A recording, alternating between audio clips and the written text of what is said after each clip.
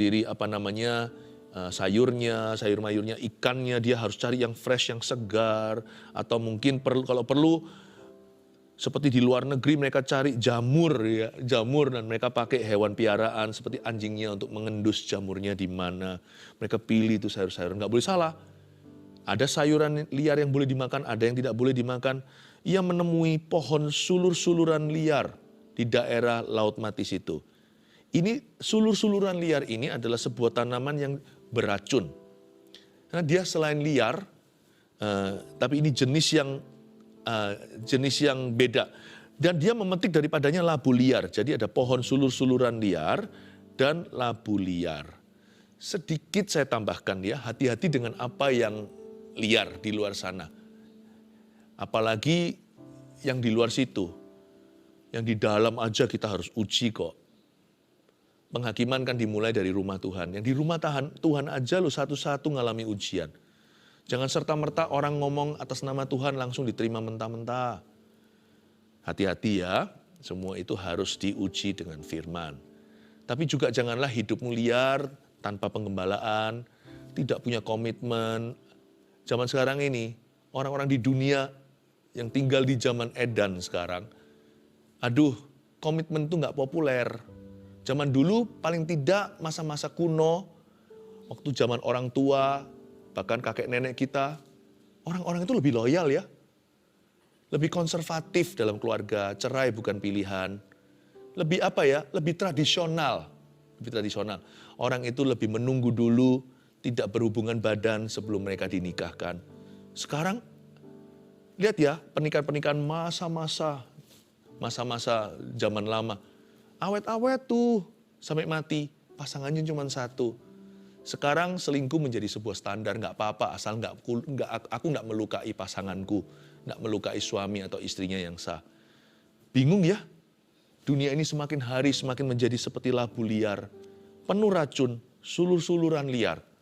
Dan juga orang-orang anak-anak muda yang hidupnya wild, nggak sedikit hari ini orang-orang remaja yang mau coba miras, coba narkoba, coba seks bebas, yang dugem, yang clubbing. Nanti saya beritahu ya, harusnya ngerti stop kalau kita merasa itu salah. Tanaman ini ada racunnya. Cuman uniknya, racun ini pasti mematikan, namun tidak immediate, maksudnya tidak langsung mati di tempat. Racun ini tidak ada obat. Yang dari sulur-suluran liar atau labu liar seputar lautan mati itu. Itu tidak ada obatnya, namun herannya dia nggak langsung dead on the spot. Orang-orang yang hidupnya liar juga nggak akan dead on the spot. Nggak akan. Coba bayangkan, matinya itu pelan-pelan. Misalkan Anda umur 20 sekian, atau bahkan 30, apalagi yang masih belasan. Kalau sekarang habis-habiskan dengan hidup liar sembarangan, di luar Tuhan apalagi hidup dalam kegelapan, cepat lambat toh yang liar itu harus berumah tangga. Cepat lambat toh harus mapan. Cepat lambat harus settle ya kan. Pada saat dia berumur 30 tidak terasa karena itu gaya hidup. Semua pasangan-pasangan yang bisa menjadi pasangan sepadan yang takut akan Tuhan udah habis semua stoknya. Karena sementara orang-orang ini berpesta, orang-orang yang benar, mereka yang baik, mereka yang kualitas suami, kualitas istri, kualitas orang yang takut akan Allah, mereka udah pada jadian. Belum lagi reputasimu akan nanti suatu hari mengejarmu. Orang-orang baik akan mikir 7 kali 7. Orang tuanya nanti, siapa yang Anda kejar suatu hari ketika Anda berkata, cukup aku jadi seorang playboy, atau cukup jadi seorang playgirl. Waktu itu mulai menjatuhkan pilihan, tunggu dulu, orang tuanya mungkin pernah dengar. Ulah Anda mungkin itu adalah teman keluarga. Pasti direm kalau anaknya mikir 7 kali 7, papa mamanya mikir 7 kali 70. Tahu nggak, ada jenis-jenis hal-hal suluran liar dan labu liar yang Anda makan sekarang nggak mati sekarang. Matinya waktu Anda umur 30. Waktu itu, semua mati opsi. Mati pilihan semuanya. Hati-hati. Makanya pintar ini orang-orang ini. Tidak heran mereka dilatih Nabi. Mereka ini kan golongan Nabi. Jadi ketika mereka merasa ada sesuatu yang salah di lidah bibir mereka, mulai seperti makanan apa itu ya, makanan mala itu ya, yang pedes-pedes tertentu itu yang bisa membuat lidahnya itu jadi hilang rasa, jadi kebal dan tebal rasanya. Kalau kita tahu something is wrong with the soup, sesuatu yang salah dengan kuah ini, cepat berhenti, cepat muntahkan. Cepat berkata, abdi Allah, ada racun di dalam, ada maut di dalam kuali. Tapi malah justru banyak orang nyantai. Itu di situ membuat kita berpikir. Tapi nggak hanya bicara soal clubbing yang begini-begini. Kesalahan itu juga bisa kesalahan hati. Sikap hati yang nggak dikoreksi, terus-menerus. Bersyukurlah ada orang yang cukup peduli untuk memberimu masukan. Memberi kita masukan. Kalau enggak ya, orang negatif itu nggak semalam loh. Dia itu kebiasaan. Lama-lama jadi orang yang sinis. Lama-lama jadi orang yang suka menyindir. Lama-lama jadi orang yang apa-apa negatif. Itu semuanya itu nggak terjadi dalam waktu 1 minggu. Itu biasanya berbulan-bulan lalu bertahun-tahun. Dia dari akut kronis menjadi darah dan daging. Be careful. Ya, sikap hati. Itu juga bisa begitu. Orang kaku juga sama. Makin hari kita semakin tua, semakin berusia, kita semakin mau nggak mau secara alami kaku. Anak kecil lebih gampang berubah. Misalnya pernah lihat anak berantem ya, anak kecil dengan anak berantem, lalu setelah selesai baru berantem, rebutan mainan. 1 detik kemudian udah baikan, jalan gandeng tangan. Orang semakin berusia, semakin ingat kesalahan. Dan semakin kaku, semakin nggak bisa diajak bicara, dikasih masukan, makin tua, makin tuli secara jiwanya. Makin nggak bisa. Belum lagi telinga kita beneran, kalau secara usia telinga orang tua kan biasanya pendengarannya berkurang. Itu bicara apa tentang kerohanian? Makanya itu hati-hati. Jangan biarkan sesuatu itu berangsur-angsur, bukan pulih, berangsur-angsur jadi jahat. Berangsur-angsur jadi sesat. Ini yang terjadi dengan jenis makanan ini, saya coba jelaskan. Makanan yang dipilih sayur mayur itu adalah makanan yang membunuh mereka pelan-pelan. Mungkin dalam konteks ini, harafiah, mungkin berapa jam lagi mereka akan mati. Serangkul penuh dalam jubahnya, dia mengumpulkan sayur mayur, ia menemui pohon sulur-suluran liar dan memetik daripadanya labu liar serangkul penuh dalam jubahnya. Sesudah ia pulang, teruslah ia mengiris-ngirisnya ke dalam kuali masakan tadi, sebab mereka tidak mengenalnya. Jadi ketika sayur itu diiris, ini jenis sulur-suluran liar ini, waktu diiris sayur itu langsung dry, langsung kering. Lalu ketika dia kena udara, terbuka, dia keluar powder atau powdery, keluar seperti bubuk. Sehingga waktu mereka makan itu, nggak kerasa karena kecampur dengan kuah, tetapi bubuk itu ada khasiatnya. Dan mulai mereka rasakan sesuatu di tubuh atau di badannya. Mungkin sudah ada yang muntah. Mungkin sudah ada yang tumpah. Mungkin ada sesuatu yang sudah detak jantungnya, iramanya sudah nggak teratur. Tapi di sini kalimat terakhir ini adalah alasan mengapa ini terjadi. Keteledoran sang master chef. Keteledoran sang juru masak. Sebab mereka tidak mengenalnya. Harusnya ya, segala kepercayaan yang kita jalankan dengan hati-hati, apalagi kalau itu kepercayaan dari Tuhan. You must know, you must read your textbook. Apapun bidangmu, bacalah buku panduannya. Baik itu pelayanan, pekerjaan, sekolah. Buku panduan dalam pernikahan, alangkah baiknya sebelum nikah itu sudah ada terlebih dahulu konseling pranikah di dalam gereja, seperti yang kami lakukan juga di Gereja Mawar Sharon. Supaya suami istri itu dipersiapkan, calonnya maksudnya mempelai berdua sebelum menjadi suami istri yang sah. Jangan sampai kita itu buta-butaan, nggak ada peta buta dalam rencana Allah. Sekalipun kita nggak tahu masa depan, hanya Tuhan yang mengerti. Namun kita harus penuh persiapan masuk ke masa depan yang kita nggak ketahui. Sebab mereka tidak mengenalnya, ini salah daripada tim juru masak. Tim dapurnya tidak kerjakan PR-nya. Kok bisa nggak tahu loh? Kemudian dicedoklah dari masakan tadi bagi orang-orang itu untuk dimakan, dan segera sesudah mereka memakannya berteriaklah mereka serta berkata, maut ada dalam kuali itu hai abdi Allah. Dan tidak tahan mereka memakannya. Untungnya mereka stop. Mereka langsung berteriak. Tapi kalau yang saya maksudkan tadi, dosa, sikap hati yang salah, kebiasaan buruk, gaya hidup yang jauh dari Tuhan, itu kok nggak ada yang berteriak ya? Stop, Maut ada dalam kebiasaan ini, maut ada dalam gaya hidup ini. Kok nggak ada yang teriak? Tapi orang yang hidup rohnya tidak akan tahan. Orang yang hubungannya benar dengan Tuhan. Waktu dia rasakan, nggak tunggu berapa jam lagi mati. Dia nggak tunggu nanti 10 tahun lagi hukuman. Dia akan berteriak, no, stop, hentikan. Mereka nggak akan tahan memakannya. Berarti orang-orang ini orang-orang sehat. Dia bisa membedakan racun sama enggak. Berarti orang yang sehat rohani juga bisa membedakan mana yang mendukakan hati Allah, mana yang tidak. Mana yang mendukakan Roh Kudus. Dia tahu. Jadi anehnya, hidup beberapa orang itu, mereka nggak masalah tuh. Tapi hidup tersebut, kalau diadopsi oleh orang Kristen, anak Tuhan yang sungguh-sungguh hatinya tulus ikut Yesus, dia akan tidak tahan. Dia akan berkata, no, hentikan. Dia tidak akan tahan hidup demikian. Jangan sampai kerohanianmu padam. Jangan sampai mati kepekaannya.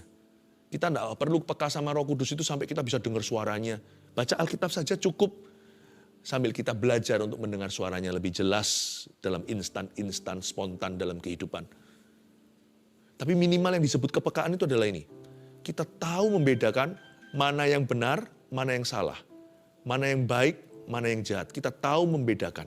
Itu yang penting. Itu yang penting. Itulah definisi kepekaan itu sesungguhnya. Kepekaan itu tidak harus jadi nabi. Kepekaan itu harus dimulai dengan jadi orang Kristen, anak Tuhan yang sejati. Maut ada dalam kuali. Mereka bisa rasakan mautnya. Tapi yang lainnya rakus serakah, makan terus saja berapa jam lagi mati. Berterima kasihlah dengan orang-orang yang teriakan nurani. Berhenti, stop makan semuanya. This will lead us to hell. Ini akan menuntun kita, ini akan membawa kita ke neraka. Berhenti semuanya. Ini akan membuat kita berakhir di kuburan. Dan mereka tidak tahan memakannya. Lihat ya, Elisa lakukan apa? Tetapi berkatalah Elisa, ambillah tepung. Lucu ya, kok ambil tepung, kenapa? Khasiatnya tidak ditepung. Saya ingin tunjukkan pada Anda, khasiatnya di Gilgal. Mau ngambil tepung kek, mau ngambil kayu kek, mau ngambil apa kek. Ingat ya, waktu ada kapak tenggelam, gimana dia mengapung? Elisa lempar kayu yang enteng itu. Kayunya tenggelam, kapaknya mengapung. Itu kan bicara tentang salib. Yesus tenggelam, kita diselamatkan. Yesus dimasukkan ke dalam kuburan supaya kita dihidupkan. Tapi di sini dia berkata ambil tepung, jadi bukan tepungnya. Jadi jangan pakai ini sebagai tindakan-tindakan okultisme dan superstisius. Ambillah tepung ini, Elisa menyembuhkan makanan dengan makanan. Inilah yang dimaksudkan dengan cara kita menanggulangi kesalahan itu dengan roh yang berlawanan. Caranya gimana kita itu menentang benci? Bukan dengan membenci pula. Gigi ganti gigi, mata ganti mata. Cara kita untuk bisa melenyapkan kebencian dari lingkungan kita adalah kita rajin mengasihi. Healing food with food. Dengan roh yang berlawanan. Materinya sama, rohnya beda. Ambil tepung, lemparkannya itu ke dalam kuali serta berkata, cedoklah sekarang bagi orang-orang ini supaya mereka makan. Maka tidak ada lagi suatu bahaya dalam kuali itu. Langsung dinetralisir. Langsung diserap racunnya. Ini perbuatan supranatural ya, karena secara alami so pasti mati seperti kena bisa ular kobra, nggak mungkin bisa jauh. Tapi ini kematiannya berapa jam lagi. Tapi akhirnya mereka makan dan pesta, mereka makan sepuasnya, nggak ada yang meninggal dunia. Luar biasa. Elisa mengambil tepung dan melemparkannya. Ada 4 poin yang saya berikan hari ini, bagaimana kita kembali dari yang salah. How can we bounce back? Gimana kita rebound atau kita bisa bangkit lagi? Atau lebih tepatnya kita bisa mengubah, reverse atau memutarbalikkan salah jadi benar. Ya, artinya kita mengambil langkah drastis ke haluan yang berbeda. 1, selalu kembali ke kekudusan saat dunia bermasalah. Karena kekudusan itu selalu nggak pernah salah di musim apapun dalam kehidupan ini. Kekudusan adalah the best protection and the best assurance. Asuransi sorga itu cuma satu. Kudus, kudus, kuduslah Tuhan, Allah semesta alam. Ketaatan itu selalu membawa kita near, selalu membawa kita dekat, bukan jauh dari Tuhan kita. Kalau kita sudah jauh pun, kalau kita mulai taat, kita jadi semakin mendekat, bukan menjauh dari Tuhan. Termasuk orang yang sudah pernah salah, nggak apa-apa. Next, langkah berikutnya, taat saja, itu akan membawa kita ke kompasnya Tuhan. Arah anginnya pasti ke Kristus. Kekudusan itu nggak pernah salah. Aku nggak tahu gimana ini, papa mama berantem terus misalnya anak muda. Udah, Anda jaga kekudusan mulut, apa yang Anda ucapkan, kekudusan hati, jaga hati, jangan kepahitan, jangan kecewa meskipun ada sedih, boleh marah, jangan berdosa. Jaga juga, jangan sampai, papa mama gini ya, sudahlah kalau gitu aku rusak sekalian, jangan. Itu nggak menyelesaikan, Anda jadi bagian permasalahan, Anda tidak menjadi bagian daripada jawaban atau bagian dari solusinya. Selalu apa-apa, dunia lagi kelaparan, Elisa pilihannya ke Gilgal. Ke sunat hati itu. Always go back, selalu kembali ke nurani bersih kepada Kristus. Responku kepada Tuhan, meskipun kondisiku sekarang ini seolah-olah bumi dan langit semuanya lenyap, di sekelilingku semua warna hilang jadi hitam putih atau hitam semua. Aku pegang Kristus, aku mau taat. Respon hati kita itulah yang menjadi benteng pertama dan benteng terakhir. 2, kita belajar dari cerita ini tadi rangkumannya 2, kuasai materi yang jadi tanggung jawab kita. Kuasai materi ya. Jangan seperti Master Chef tadi. Karena itu kalau kita setelah baca Alkitab ya, setiap anak Tuhan dengar ya. Setelah kita baca Alkitab, kemudian read your textbook. Setelah membaca firman tiap hari sebagai renungan pribadi dan saat teduh bersama 1 minggu sekali ini, kemudian bacalah buku manual Anda sendiri-sendiri. Buku manual itu nggak tentu buku beneran. Tapi Anda harus pelajari apa peran Anda, sungguh-sungguhlah di dalamnya, jangan asal-asalan dalam tugas. Read your textbook, karena kalau teledor di kita, nanti orang lain yang mati keracunan. Jangan jadi papa yang asal-asalan, jangan jadi mama yang asal-asalan, jangan jadi mahasiswa yang asal-asalan, pokoknya jangan jadi apapun asal-asalan. Jangan juga jadi pendeta yang asal-asalan. 3, jangan teruskan jika sadari ada yang salah. Kesalahan banyak orang itu biasanya di sini loh. Udah terlanjur salah sekalian saja. Nah itu salah, itu adalah sikap hati yang sangat salah. Jangan teruskan. Kalau sudah kita tahu ini salah, segera hentikan. Sebenarnya ya, kerunyaman, kehancuran, kebinasaan bahkan, itu nggak pernah terjadi di ronde 1-2. Bahkan nggak pernah di ronde 1-3. Biasanya kehancuran sesungguhnya terjadi. Sakit yang nggak bisa dihindari tapi salah sendiri. Itu biasanya di ronde ke-4 dan 5 ke atas. Makanya itu kalau kita 1 belum kerasa, 2 mulai kerasa, 3 terasa nih, cepat berhenti. Cepat rewind balik arah, sekalipun apapun konsekuensinya. Karena kalau kita ke ronde 4, 5 dan seterusnya, ya sudah, itu namanya udah salah sendiri. Kalau sudah tahu ada sesuatu yang salah, stop immediately. Langsung berbalik arah. Bertobat itu bukan berarti jadi sempurna atau jadi kudus sesaat. Bertobat itu artinya berbalik 180 derajat. Itu bukan bicara soal sifat, itu langkah kakinya. Meskipun masih jauh, mulailah melangkah ke Kristus perlahan-lahan, nanti Tuhan percepat. 5, lakukan yang benar untuk koreksi yang salah. Ini healing food with food, menyembuhkan makanan dengan makanan. Caranya gimana kita mengalahkan kebiasaan buruk? Mau tahu caranya? Dengan menciptakan kebiasaan baik. Kalau kita terus kutuki perbuatan buruk itu toh tidak pergi, kita semakin merasa bersalah. Ya kita tetap harus kecam itu kalau memang itu salah. Tetapi kita bentuk dulu kebiasaan baik yang menggantikannya. Bagaimana caranya kita bisa mengkoreksi yang salah? Apakah kita perlu jadi polisi mengkritiki kanan kiri selalu? Jangan-jangan nanti hatinya sendiri jadi salah di hadapan Kristus. Cara saya untuk bisa memperbaiki apa yang salah di udara, meskipun tetap harus menegur dengan kasih, bahkan memberikan koreksi, tapi sebagian besar strategi yang saya terapkan untuk bisa memperbaiki apapun yang salah di udara adalah memberitakan kebenaran. Dengan terus memberitakan kebenaran, yang salah akan berubah sendirinya. Sisa beberapa yang saya perlu koreksi secara pribadi. Caranya begitu. Lakukan yang benar untuk koreksi yang salah. Ambil tepung, lemparkan ke dalam. Amin. Bagaimana kembali dari yang salah? 1, kembali kepada kekudusan saat dunia bermasalah. 2, kuasai materi yang jadi tanggung jawab kita. 3, jangan teruskan jika sadari ada yang salah. 4, lakukan yang benar untuk koreksi yang salah. Mari kita jadikan saat teduh bersama hari ini altar call untuk setiap Anda yang butuh untuk memperbaiki sesuatu di hadapan Allah. Ada beberapa orang yang merasa sudah membuat sebuah kesalahan dalam hidup ini. Ini kabar baiknya, masih bisa kembali. Dalam Kristus tidak ada kata terlambat. Mari kita nyanyikan lagu ini bersama-sama.